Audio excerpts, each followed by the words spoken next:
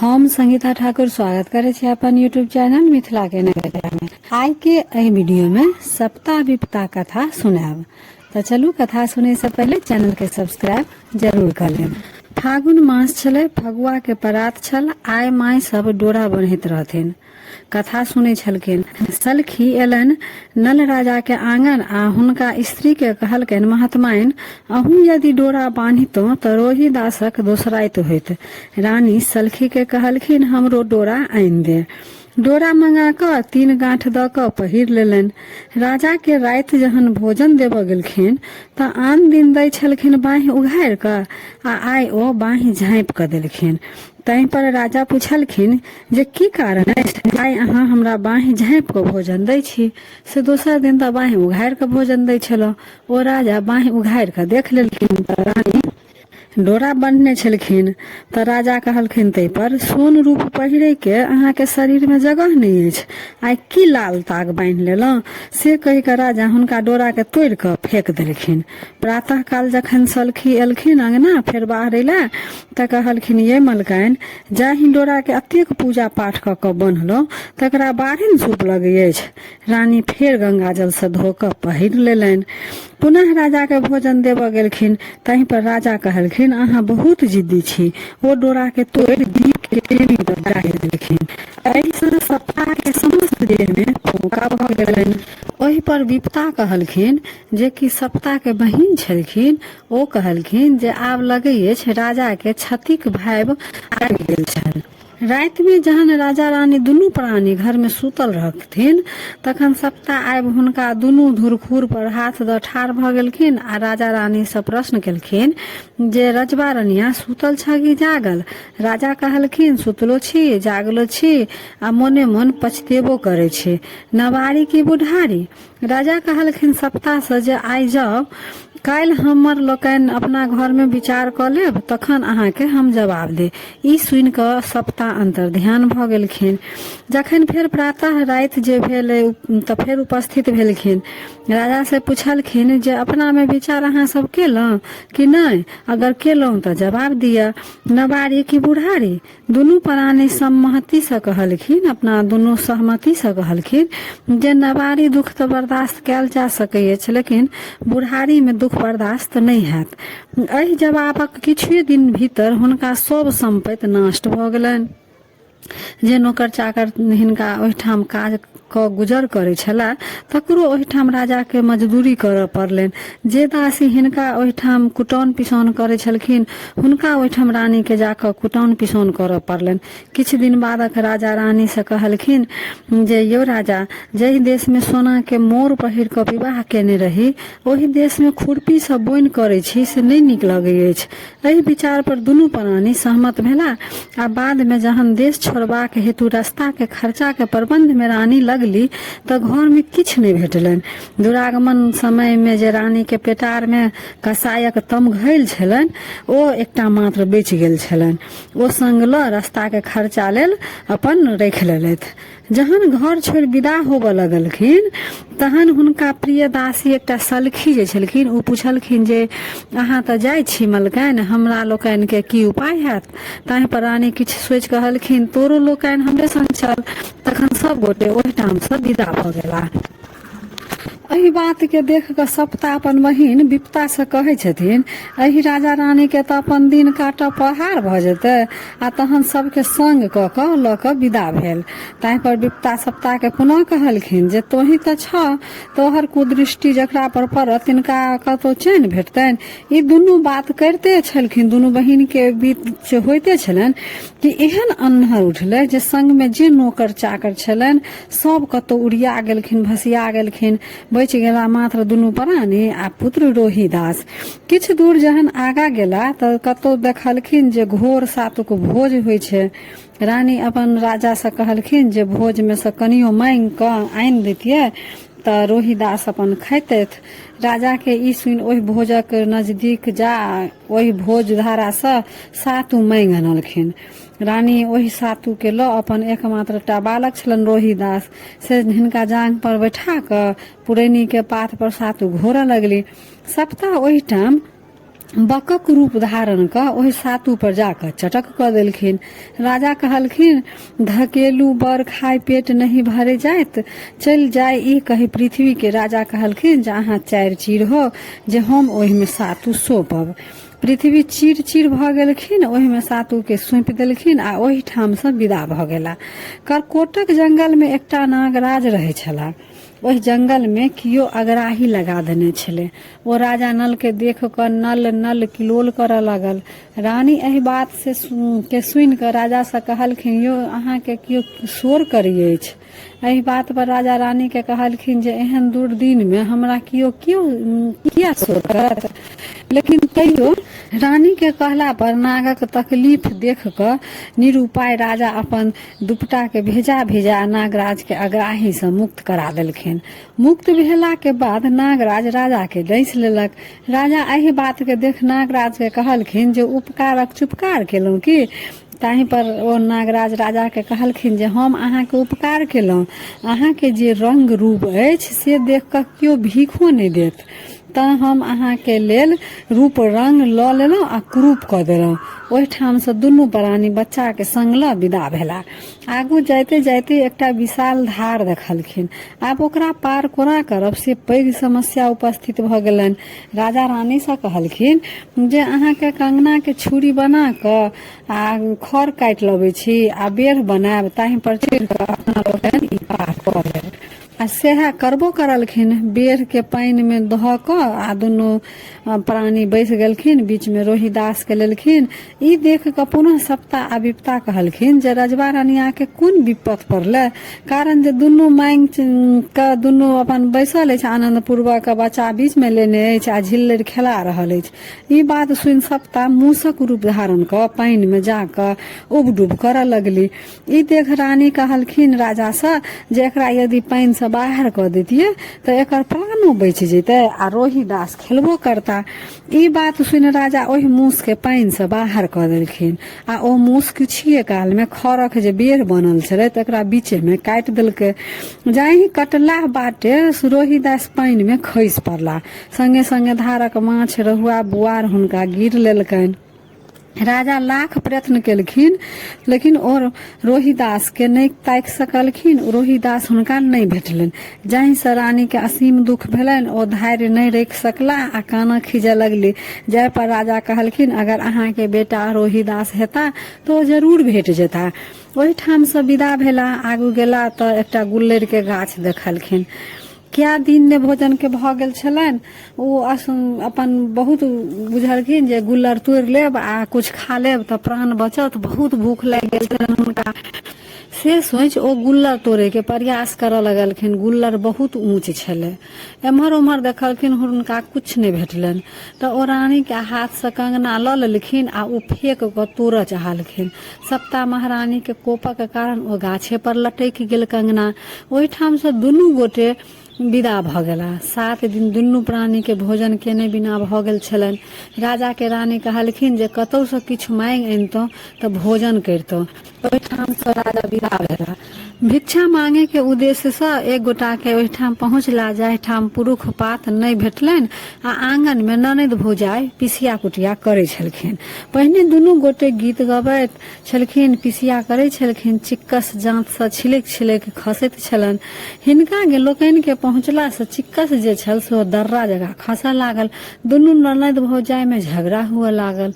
ओहि ठाम से बूढ़ पुरान जे छलखिन स्त्रीगण से कहलखिन जे हिनका भाग कर्म से जे किछु खसल है से हुनका दऽ दियौन। ओ रानी ई अपन लऽ कऽ सोचलखिन जे जाइ छी लिट्टी लगा लेब। कहलखिन जे चलू रानी, आब अहाँ अपन लिट्टी लगाओ, हम तीमनक उद्देश्य से एकठाम मलाह से माछ मांगि आनै छी। पहिले तो मलाह लंग पहुंचलखिन राजा त पहिले तो मलाह खूब बड़का बड़का रहुआ बुआर पड़े छले मलाह के। ओ अपन कहाँ पहुंचलखिन कि बस चुन्नी पोठी पड़ऽ लगलनि आ दुनू सार बहिन जे माछ मारे छले ताहि में झगड़ा हुआ लगलनि। बूढ़ पुरान कहऽ लगलखिन हिनका भाग से जे चुन्ना पोठी पड़ल छनि से दऽ दहुन। राजा रानी लग आबि कहलखिन लिट्टी लगा कऽ माछ झरका लिअ, हम स्नान केने अबै छी।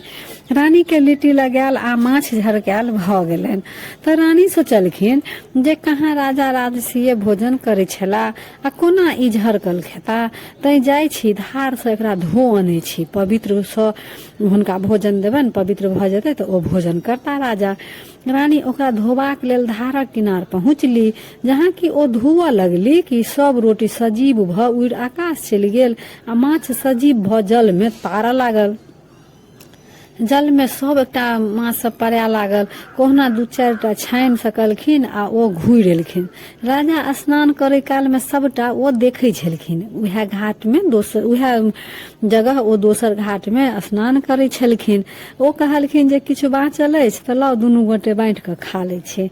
रानी कहलखिन राजा से और कियो सर संबंधी नहीं अछि। जे राजा कहलखिन जे हाँ अछि, यशो बहिन, हुनके ओहिठाम पहुँचल जाय। ओहिठाम जे गेला तऽ देखलखिन जे ओतऽ उपनयनक आयोजन छलै, भोज भात होइ छलै। कियो जाय तऽ हुनका बहिन के कहलखिन जे अहाँके भाई भौजाई अबै अछि।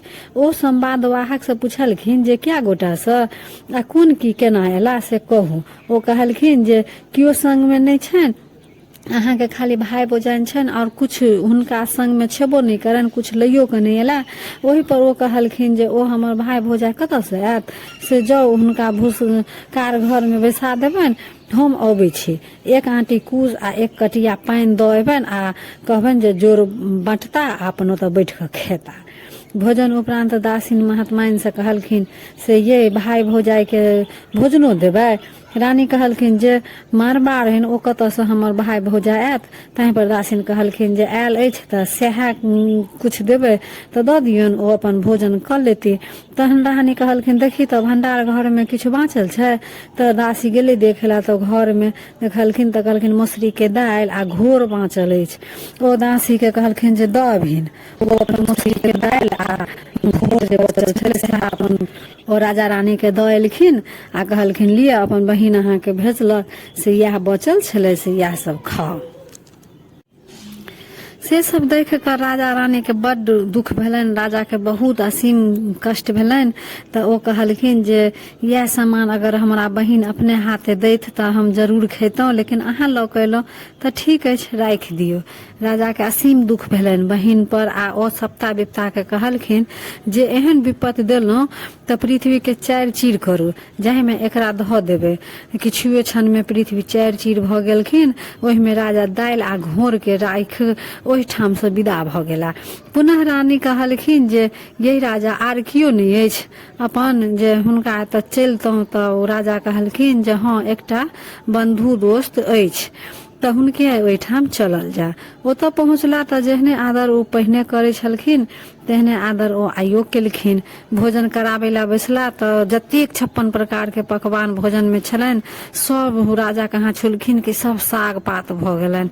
तरम कियारी बात जिम्मे बैसलो ओगर छागर भय गेल दंग दंग पर साग। मित्रक बेटी रानी के पूछलखिन जे ये मीत माय हार गाथा अबै अछि। रानी कहलखिन जे पहिले तऽ अबै छल, आब की हैत से नहीं जानै छी। एहि पर मित्रक बेटी हार गाथा लेल देलखिन। हार जहन गथैत रहथिन तऽ एकटा पिठरा नामक हंस आबि कऽ मोती के गिर लेलकनि। ताहि पर राजा रानी से कहलखिन, रानी राजा से कहलखिन यौ बड़ भारी बात भऽ गेल, सोना चोरी के कलंक लागि गेल। टाट काटि कऽ ओ दुनू प्राणी ओहिठाम से विदा भऽ गेला। किछु दूर आगू गेला के बाद रानी राजा से कहै छथिन ये राजा कने अहाँ अपन जांग खसेबतौ तऽ हम सुति रहितौं। राजा सेह केलखिन।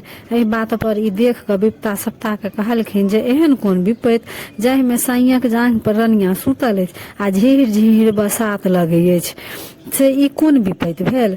राजा के मन में एकटा पाप उत्पन्न भऽ गेलनि जे स्त्रीगण के उघैत फिरै छी, जँ दिन घुरत तऽ कतेक स्त्री भेट जायत। आ ओ रानी के माथ हटा कऽ सुतले छोड़ि चलबाक विचार से हुनका आंचर पर लिख देलकनि गुणमती ज धनी होइहा जुनी करिहा नीच ज्ञाने 3 मासक रस्ते अइह, 6 मासक रस्ते नहीं अबिह, ई लिख हुनका छोड़ो विदा भ गेला। ओहिठाम से राजा विदा भ मथवासी जातिक ओहिठाम गेला आ पूछलखिन कियो नौकर राखब। ई सुनि कऽ ओ लोकनि पूछलखिन तो कोन काज करब? खर काटब आ चिलका खेलाब आ सिद्ध खायब, सिद्ध नहि खायब। ओतबे काल में रानी पुनः ओही गाम में दोसर व्यक्ति के ओहिठाम पहुँच गेलखिन। ओ कहलखिन जे हमरा कियो दासी राखब। ताहि पर जिनका ओ कहने रहथिन से कहलखिन दासी के जे अहाँ कोन काम करब? रानी कहलखिन अर्घा सराय माजब आ केश सिंदूर क देब। राजा एक दिन जहन मालिक के आदेश पर खर काटऽ गेलखिन त खर एक दिस कटै जाय आ दोसर दिस लागल जान हाँसू जे रहनि तकरा बेंग गिर गेलनि। आबि कऽ ओ अपन मालिक के कहलखिन यौ मालिक हाँसू बेंग गिर गेल। मालिक कहलखिन जे एहन नहीं सुनने छलिए, तदरंग पोनरंग छ कोनो मौगी के फुसियेलने हेब ओकरे दऽ देने हेबक। ताहि पर राजा कहलखिन 12 बरख पूरल अबै अछि, मांगुक मुँहो नहीं देखलहुँ। अहाँ के अगर हमरा पर विश्वास नहीं अछि तऽ हमरे बेच हाँसू कीन लिअ। ओ राजा के तेली हाथे बेच कऽ हाँसू कीन लेलनि।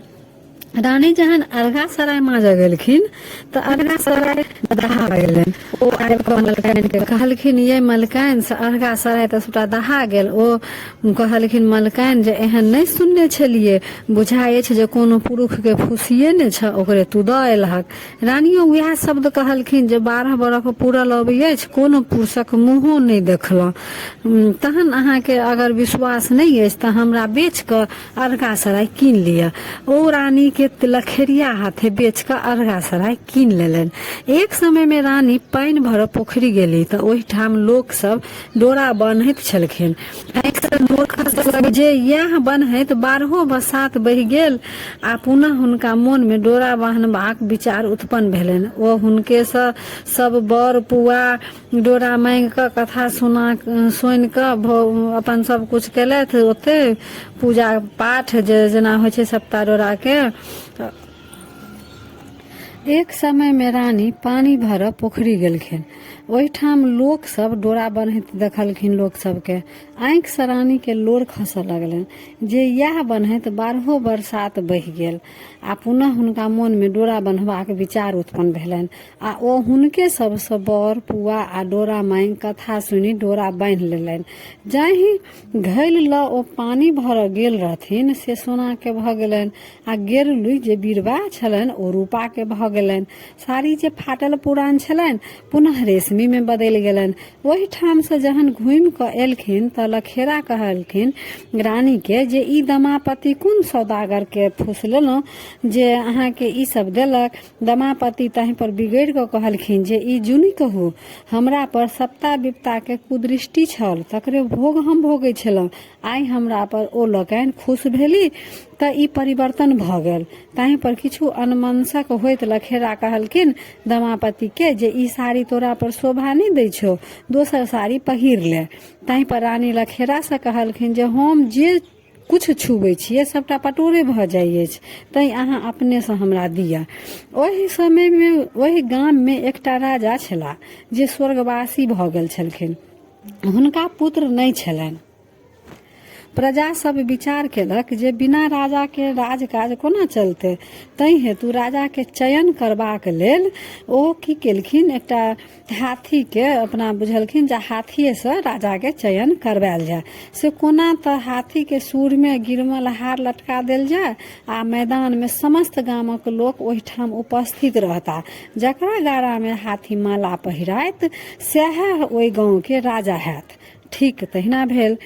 तहिना गामक एकटा नमहर मैदान में जतेक लोक छल सबके एकत्रित होबऽ लेल अपन कहल गेल। राजा नल अपना मालिक से आदेश लऽ कऽ जेबाक इच्छा जाहिर केलनि। ताहि पर ओ तेली जे मालिक छलनि से गारि पढ़ैत कहलखिन जे गाम में एहन एहन लोक अछि तऽ राजा हेबै हैत से तकर चिन्ते नहीं अछि आ तू राजा हेबा से तू की करबा, तू नहीं जो। बूढ़ पुरान ताहि पर कहलखिन जे जाय दियौ न राजा साहब, से की हेतै, ई जेना सब देखतै तेना इहो देखत। तेलिया के ओहिठाम एकटा कुकुर मरल पड़े छले। कहलकै जे जो एकरा फेंक ले तहन तू जइह। राजा जखन ओहि कुकुर जे छलै मरल तकरा छुलखिन कि बस ओ सोनाके भऽ गेल। ओ पृथ्वीके ठोकि देलखिन जे हमर दिन घुमि गेल। छाउरमे सोन भेल जे कुकुर छलै तकरा झाँपि कऽ ओहिठाम आ ओ अपन मैदानमे पहुँच गेल जतऽ कि राजाके चुनाव होइते। हाथीके सूरमे गिरमलहार पहिरालक सब, चुनल गेल जे अपना अपना छोड़ि दियौ, आब देखियौ जे ई केकरा राजा बनेता। हाथी के गिरमलहार पहना देलकै। आब उ हाथी के जे गिरमलहार पहनने देखेलखिन तऽ राजा नल के हंसी लागि गेलन। हाथी घूमैत घूमैत हुनका लग आबि गेल आ ओ हिनका गारा में पहिरा देलक। ई बात देख कऽ सब हिनका मारि पीट कऽ ओतऽ से भगा देलकै आ पुनः हाथी के माला देल गेल। राजा के ई दृश्य देखबाक लेल ओ एकटा साहुरक गाछ छलै, ओहि गाछ के अपन और भऽ कऽ उ खड़ा भऽ गेलखिन। हाथी के फेर जे पहिनायल गेल छलै गिरमलहार, फेर हाथी गिरमलहार लऽ कऽ खुनैत पिचैत पुनः ओहिठाम पहुँच गेल जतऽ कि राजा नल अपन नुका कऽ खड़ा छलखिन गाछक और में। ओ पुनः हुनके गिरमलहार पहिरा देलक। तहीं पर लोक सब कहलकै जे 3 सत्य सत्य होबाक चाही, से देखियो फेर गिरमलहार हाथी केकरा पहिरबै छै। तखन लोक सब कहलकै जे हाथी तऽ कोनो मनुष्य नहीं छै जे दिशा पक्षित करत, से यदि कहियो कि राजा हेतै तऽ हिनका पहिरौलक, से एक बेर फेर करू। फेर ओकरा गिरमलहार हाथी के सूर में देल गेलै, फेर ओ राजे के जाकर पहिरा देलखिन। तऽ फेर गामक जे लोक सब छलै कहलकै कि जरूर ई पिछला जन्म के राजा हेथिन, तैं हिनका पहिरौलक से हिनके राजा बनायल जाय। गामक लोक सब कहलकै जे हिनका 4 चंगेरा चूड़ा आ 4 बासन दही दहुन खेता आ चलि जेता आ अपने लोकनि राज बांटि लेब। ओ भोजन किया करता, ओ दान प्रदान कुमारी बटुक यज्ञ जाप कराबऽ लगला आ राजा काज सम्हारऽ लगला। ओहिठाम बूढ़ पुरान लोक सब कहलकै जे देखी हमरा तोरा जे राज होइत तऽ अतेक फुराइत से मतलब ई जरूर कहियो के राजा हेथिन, तैं हिनका अतेक करऽ अबै छनि। तखन एक दिन विप्ता सप्ता के कहलखिन जे आब राजा रानी के भेंट केना हेतै। विप्ता सप्ता के कहलखिन जे तोही न करबहक, जे की करबहक। राजा के एहन समय एलनि जे स्त्री के हुनका प्रसंग आवश्यक भऽ गेलनि। लखेरा के खबर कयल गेल जे एक डाला सोन आ रूप लेथुन आ राजा के संभाषणा जे छनि से पूरा करथुन। लखेरा अपन राजा के वासना पूरा करबाक हेतु बनि ठानि कऽ तैयार भेलनि। कारण लखेरा के काजे इएह छलै जे पैघ लोग के ओ मनोरंजन करै छलखिन। लेकिन सप्ता विप्ता कहलखिन जे तोही तऽ छ एहन में बसात बहेबन जे ई भऽ नहीं सकते, ई अपन जा नहीं सकता। राजा के ओहिठाम जहाँ की बुलाहट भेलनि जे राजा के एतऽ चलि लेल लखेरा के, कि सप्ता लखेरा के पेट में पैसि गेलखिन आ दर्दक एहन रूप लऽ लेलखिन जे ओ बाध्य भऽ गेला। लखेरा के दमापति के कहऽ पड़लनि जे हम निकास जाइ छी, तू राजा के पैर धोबियन। ओ जहन राजा के पैर धोबऽ लगलखिन तऽ राजा पैरक रुद्र रेखा देख कऽ दमापति के आंखि से नोर खसि पड़लनि। ओ 12 बरखक नोर राजा के पैर पर पड़लनि जे राजा के पैर पर फोका भऽ गेलनि। तहीं पर राजा दमापति से प्रश्न केलखिन जे हम एतऽ सरे सगुने एलहुँ आ अहाँ हमरा पैर पर नोर किया खसेलहुँ। दमापति कहे उठलखिन जे हमरो नल राजा छला, हुनको पैर में इएह रुद्र रेखा छलनि, तकरे पुनः देख हमरा अश्रुपात भऽ गेल। राजा ओहिठाम बहुत खुश भऽ पृथ्वी के ठोकि देलखिन जे रानी हमरा भेट गेली। तखन दमापति कहलखिन अहाँ जे उठि गेलहुँ तऽ हमरा लखेरा खिसियात, अहाँ लखेरा लेल लछटा रुपैया लियो, लहर पटोर लिया, ओहिसँ ओ लखेरा खुश भऽ जायत आ हम जाइ छी। राजा अपने ओहिठाम से ओतऽ से चलि एला। लखेरा कहलखिन कि दमापति सौदागर तोही फुसियल, हमरा जे जुन कही लछटा रुपैया आ लहर पटोर राखल अछि। प्रातः काल राजा लखेरा के खबर केलनि जे हुनका जे दासी छनि हुनका से हमरा दऽ दिअ। तखन लखेरा दमापति के विदागरी रूप में विदा करै छथिन। ई तऽ जहन राजा डियोरी लग पहुँचली तखन कहलखिन अहाँ हमर परीक्षा लिअ। राजा कहलखिन एक बेर लटारम केलहुँ तकर फल तऽ अतेक भोगलहुँ आ फेर लटारम करै छी। तखन रानी अग्नि में प्रवेश भऽ आ ओहिठाम से दिव्य सुंदर भऽ बाहर भेली।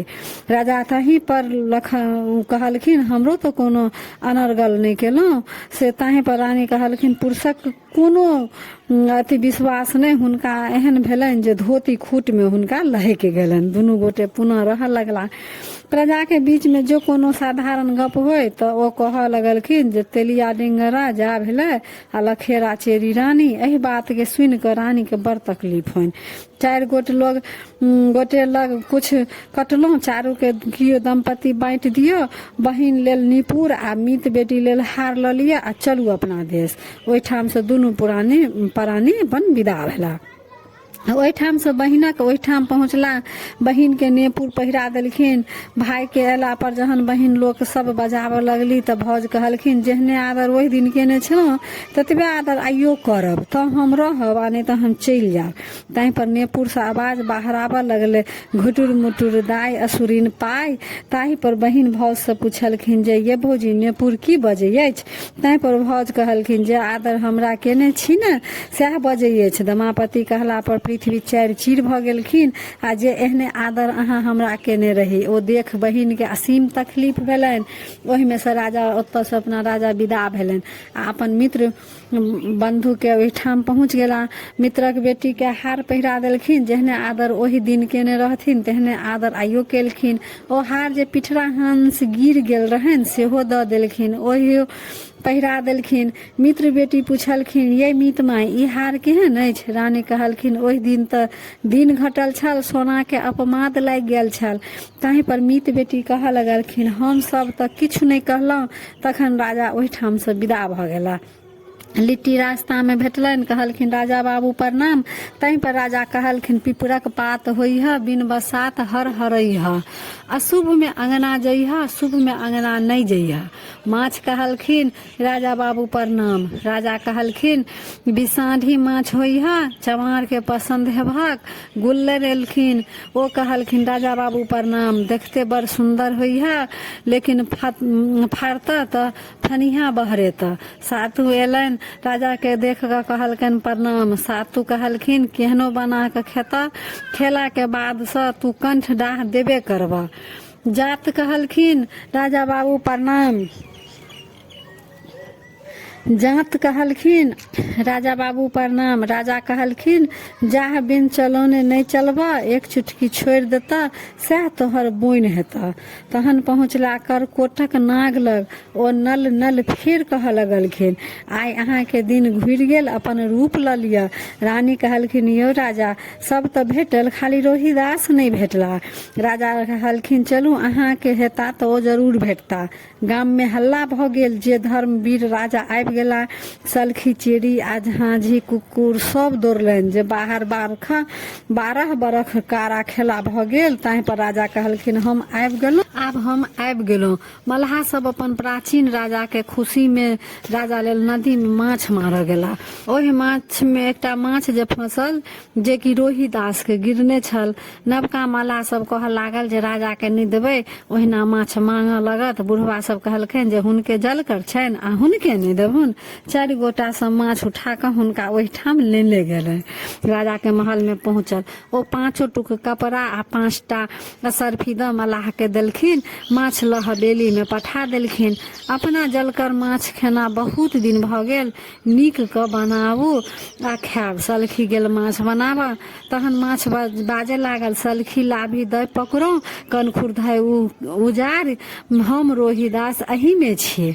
सलखी बाजल ये रानी हम नहीं माछ बनायब, माछ मुँह बजै अछि। एक बेर लटारम केलहुँ तऽ ई दशा भेल आ फेर लटारम करे छी। अपने गेली माछ बनाब रानी।